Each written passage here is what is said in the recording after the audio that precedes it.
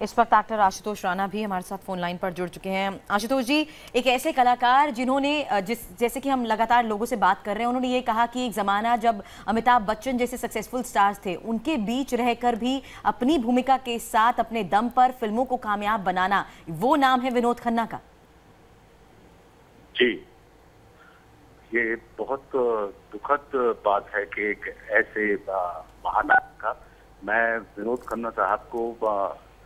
हिंदुस्तान का सबसे खूबसूरत व्यक्तित्व, सिर्फ व्यक्ति ही नहीं कहूंगा मैं उनको, वो एक व्यक्तित्व के रूप में जब हम लोग छोटे थे और उनकी फिल्मों को देखते थे तो मुझे लगता था कि इतना दिव्य स्वरूप किसी पुरुष को परमात्मा की कृपा से ही मिलता है। और जो विनोद खन्ना साहब के जितने भी काम को अगर आप देखें तो एक दर्शक के रूप में जब हम उनको देखते थे तो उनको देख के ही मन में विश्वास पैदा होता था और वो विश्वास का संचार करते थे। तो ये बहुत दुखद है कि आज एक ऐसा व्यक्तित्व हम लोगों के बीच अब मौजूद नहीं है। लेकिन मेरा ये मानना है कि विनोद खन्ना साहब एक व्यक्ति के रूप में जरूर उनका जन्म हुआ, लेकिन अपने कृतित्व से वो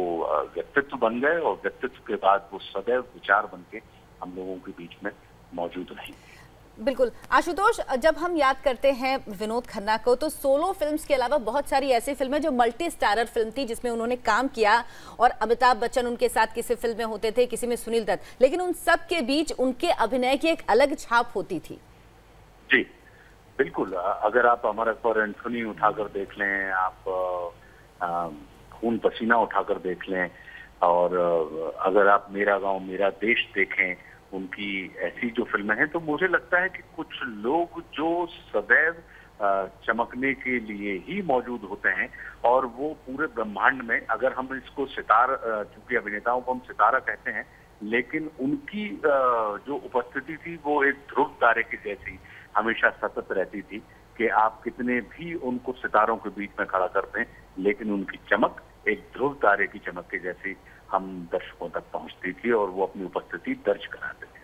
और शायद इसीलिए जब उनकी वो फोटो वायरल हुई जिसमें वो एकदम कमजोर नजर आ रहे थे तो उनके प्रशंसक भी और चाहने वाले, बॉलीवुड की बात करें, सब बहुत ज्यादा परेशान हो गए थे, क्योंकि हमने जो इमेज है, जो हमने विनोद खन्ना देखे, जिस तरह से आपने भी कहा, बेहद खूबसूरत, हैंडसम, डैशिंग, इसके अलावा हम विनोद खन्ना की कल्पना भी नहीं कर सकते थे। उस फोटो ने बहुत ज्यादा तकलीफ दी प्रशंसकों को और लोगों के मन में ये सवाल उठा कि आखिर ऐसा क्या हुआ है विनोद खन्ना को कि उनकी इतनी तबीयत खराब है। जी बिल्कुल, क्योंकि और वो ईमानदारी की बात बताऊं कि जब वो फोटो वायरल हुई तो मैंने उस फोटो को जिसने भी मुझ तक पहुंचाई, मैंने उस फोटो को ईमानदारी से, मेरे अचेतन मन ने उस फोटो को रजिस्टर नहीं किया और अचेतन मन उस चीज के लिए तैयार भी नहीं था कि उस फोटो को मैं रजिस्टर करूं। इस वजह से विनोद खन्ना साहब की वो लास्ट फोटो जो वायरल हुई है मेरे स्मरण शक्ति का विषय नहीं है। मैं ये कहूंगा कि अगर आप उनको कला के क्षेत्र में देखते हैं तो आप पाते हैं कि ये बहुत दिव्य कलाकार हैं।